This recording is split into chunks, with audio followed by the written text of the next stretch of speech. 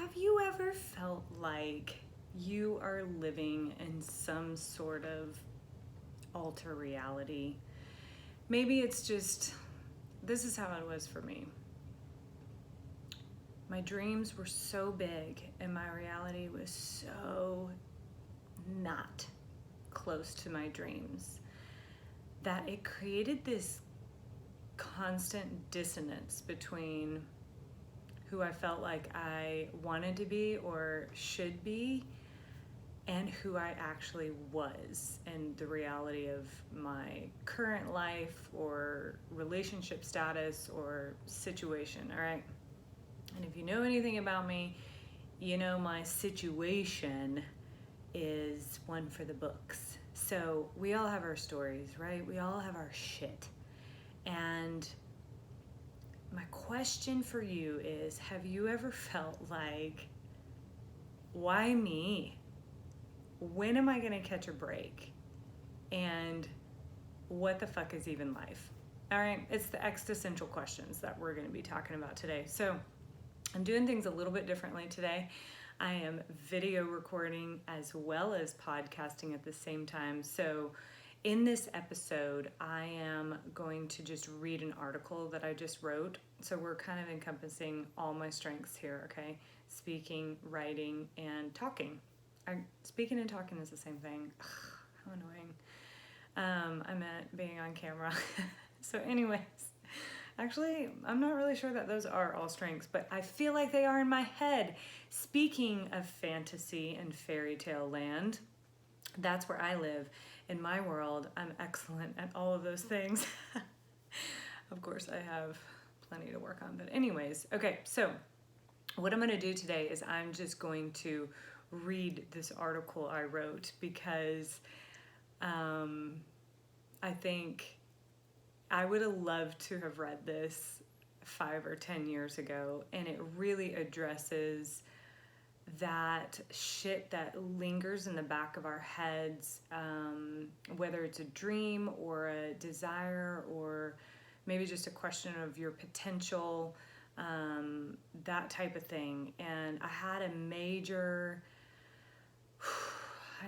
breakthrough recently, and I kind of discussed that in this article. So if you are feeling burnout and maybe annoyed or sick of yourself and just the way you hope or want or need more things in life that you just cannot seem to get, this is for you. So this is called Get Out of the Fucking Fairy Tale. I am deeply rooted in my efforts and ability to tell the truth and live honestly. I speak, write, coach, parent, and relate on the single steady foundation of honesty. To me, living honestly also means being aware and upfront about any realizations of covert motives or agreements I'm trying to attach to a person or situation. For instance, I've been known to say things like, "Turns out I was only dating you so I could feel worthy, but now I feel worthy on my own and no longer feel we are a dating match." Brutal or honest? I say honest. So imagine my surprise when I recently managed to wriggle free from a mental block that has been confining me for over 2 decades. The block? My lack of honesty. There have been many plot twists in my story. Divorcing a megachurch pastor, him taking his own life 6 months later, raising grieving children alone, the absolute shit show of dating post-marriage in my 30s, and countless epiphanies of healing and freedom along the way. So perhaps this is just another notch in my twisted story belt, but it shook me down to a cellular level because it happened to challenge all those beautifully crafted stories of honesty I had been so triumphantly proclaiming. Through the course of relatively unimportant happenings, I landed flat on my face and locked eyes with this brutal discovery. I'm the only one holding myself back. Oh, that's cute, huh? Super life coachy of me to say, I'm the only one standing in my way. But here's what that actually meant. It meant this disgusting vomit in my mouth reality. I had been unconsciously waiting for a man to appear into the picture so I could then continue on with what I was meant to do, live, and be. Gross. Why is that so utterly repulsive to me? Because I am a free-spirited, independent, and no less happy woman, god damn it. Why on earth would my subconscious ever allow for such a sadistic and treacherous motive to ever creep in? Needless to say, I was 100% dumbfounded at this realization. So, naturally, my mind began spinning 1,000,000 miles per minute to figure out why, God, why I ever got into this mental trap to begin with, and compensate for having stayed there for so fucking long. 2 decades, remember? Lucky for you, I will share a cute, tidy version of all the mind fucking this actually took to retrieve. Here it is. After a decade-long regime in an abusive marriage to the megachurch pastor, I came out rather tattered and wobbly. I had lost all sense of self. Self-esteem, self-love, self-trust, it was gone. Because I have an overactive mind, which up until that point had been a curse, my recovery moved at an obscenely rapid pace. If I am one thing, I am obsessed with personal development. The 3 years following my wildly disappointing marriage were jam-packed with sexual escapades that for sure did not end up how you're imagining they did. So many tears, I could have filled the Hudson, lots of fish shaking at the heavens, why me? An ungodly reckoning with my liver by way of whiskey, and playing a tricky game of catch-up in emotional and relational intelligence, as I had taken a lengthy hiatus from those fields for over 10 years in order to stay married, because, if I outgrew him, I'd be blamed for breaking the sacred vows that we partook in. It was in this playing of catch-up, that, not catch-up like the red ketchup, but like catching up, that I unblocked the majority of mental and emotional blocks that had me seek and tie myself to my abuser for so long, continue to chase unavailable men, and kept me adequately distracted from my own shadow work, while at the same time safely making it seem like I was actually quite knowledgeable on EQ, emotional quotient. As I became aware of these blocks, I would release them and consciously build new habits, beliefs, or behaviors in their place. I was getting healthy. While all of this delicious healthiness was happening, I was also learning how to talk to my kids about mental illness and suicide, as this was what consumed their world, having lost their dad to it. Which meant lots of bittersweet, brutal fucking honesty. In that honesty is where I gave birth to a new standard of integrity for myself, to live and speak my truth as soon as I'm aware of it. The safety and stability I have created for myself and my family is based on this commitment to myself. I will show up honestly every day to every situation with every person I'm in front of. Fucking honorable, right? Sure is. And it works. It's an exhilarating way to live, but it's not easy. I have had a lot of uncomfortable, difficult conversations. I've learned to get comfortable with discomfort. I've had to, in order to keep living the story that's turned out to be my life. As honorable as I've become, just like you and everyone else, I have a shadow. The shadow is the part of me that I'd prefer to keep to myself, not share with lovers, and pretend it doesn't exist at all. Everyone's shadow is a little bit different, but there are some blanket similarities in all of ours. For instance, shame. Shame is a shadow trait. Every human experiences shame. So that's nice to know we're not alone in it, right? But our shadow likes to say, but yikes, my shame is grosser than other people's shame, so I shouldn't talk about it. Otherwise, I might not be liked or loved or accepted. Bullshit. Everyone's shame is equally terrifying and gross. Speaking of shame, back to how I grotesquely and unknowingly, but maybe had a little inkling, put my life on hold while I powerlessly waited for some fairy tale unicorn of a man to waltz in and start building an awesome conscious relationship with me. For the record, I will never stop hating that this was true for me. But if I know myself, and I do, soon I will be able to honor this younger idiot version of myself for leading me to this point of expansion.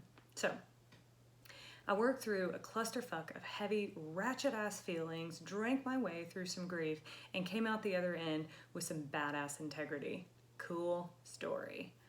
Except for that damn shadow. It regularly and unpredictably shows up to keep inviting me to grow and find breakthroughs. Unless I ignore it or waste my energy trying to hide it, then it'll become a big bad wolf that huffs and puffs until it blows my whole life into smithereens. You probably know what I'm talking about. My most recent shadow invitation began with a pity party.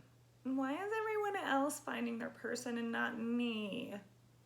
And ended with another sacred, completely unexpected mindfuck. Because, baby girl, you're still wanting to mooch off someone else's power instead of finding, taking, and living your own. Oh. Power. That's one of those residual effects of living honestly. You get a lot of power when you live in your own truth. And in a weird, twisty way, this whole shadow appearance about my powerlessness actually showed me how I can choose differently if I wanted to. And I do. So I did. Here's how the shadow usually works. Step 1, you feel discontent, not getting the results or the outcome you wanted in life or relationship, whatever. Step 2, your shadow appears, usually creepy and uninvited. Step 3, the great choosing. You make a conscious or unconscious choice about step 2. Step 4, the reckoning. Your shadow fucks you up. And depending on what you chose in step 3, on the choosing, this will either lead to the best life yet, or it will lead to more pressure, pain, and pretending. Step 5, power or powerless. Again, depending on step 3, what you chose there, you will feel one of these.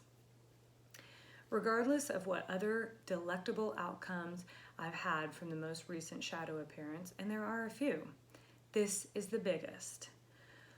Whether I'm aware of it or not, when I pretend to be anything lesser than who I am only ever lying to myself. Here's the deal, bosses. When we prevent ourselves from living in our truth, that means our full potential, our highest integrity, we are presenting the world with a smaller and, dare I say, fake version of ourselves.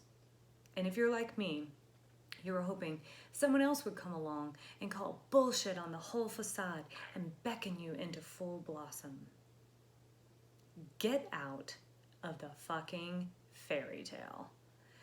That's not how it actually works, okay? It looks more like we pretend we're accomplishing all the dreams and hopes we have for ourselves while secretly in the quiet of the night lying awake sad or with a brick on our chest because we know there's more, but we aren't sure how to get it. So it feels safer to never speak of it, so we don't. We stay silent in our true experience, which happens to be a little disappointing and causes shitty feelings to linger from the night into the day.